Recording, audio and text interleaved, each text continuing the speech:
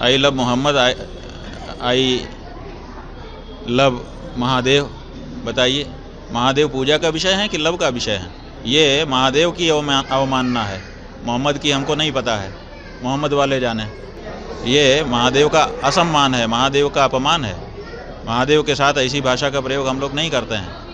सरकार तो लगातार हिंदू राष्ट्र का भी दावा करती है। हाँ, हिंदू राष्ट्र का दावा करती है, लेकिन हिंदुओं के लिए जो जरूरी है हिंदू गुण, वो उसमें दिखाई नहीं देता है। आप समझिए कि कोई भी हिंदू होगा, अगर वो शक्ति संपन्न हो जाए तो क्या वो अपनी माँ को काट काट के बेचेगा?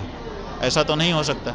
लेकिन इस सरकार ने ये दुर्लभ उदाहरण पूरे विश्व के सामने रख दिया है कि हमारे पास ताकत भी है और अपने आप को हम हिंदू भी कह रहे हैं, फिर भी गौ हत्या करके गौ मांस का निर्यात कर रहे हैं। तो ये जो कार्य है, इससे पता चलता है कि ये सरकार कहती कुछ है और करती कुछ है। चुनावी साल है, वाद विवाद का दौर है। इस बीच उत्तर प्रदेश में जो I love Mohammad, I love Mahakal का भी विवाद शुरू हुआ, हिंसा हुई। क्या लगता है, चुनाव को लेकर हो रहा है या फिर साजिश? ये असली मुद्दों से जनता का ध्यान भटकाने के लिए। I love Mohammad, I love Mahadev. बताइए, महादेव पूजा का विषय है कि लव का विषय है?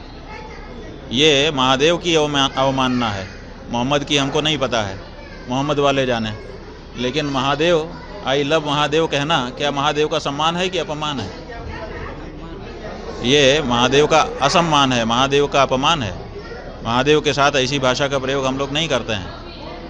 भारत पाकिस्तान के बीच जो स्थिति है, इस बीच क्रिकेट मैच भी हुआ एशिया का पूरा। अब देखिए ना, देखिए पूरा देश जो है अभी दुख में पड़ा हुआ है, और आप जो है जिसका नाम ले रहे थे कि यही शत्रु है, इसी ने ये सब किया है, उसी के साथ क्रिकेट खेल रहे हैं।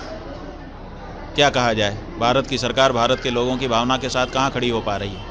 लगातार चुनाव होता है तो सत्ताधारी और विपक्ष विवाद करते हैं। विपक्ष एक बार फिर चुनाव में नेपाल में हिंसा पर जो जेनजी जो युवा थे, युवा पीढ़ी को फिर लाने की बात कर रहे हैं। नेपाल जैसी दूसरा भारत में करने की बात कर रहे हैं। देखिए, नेपाल हो चाहे भारत हो, हिंसा के जरिए अपने लक्ष्यों को प्राप्त करना सभ्य समाज में अस्वीकार्य है। जो सभ्य समाज है, वहाँ पर हिंसा के जरिए अपने लक्ष्यों को प्राप्त नहीं किया जा सकता है।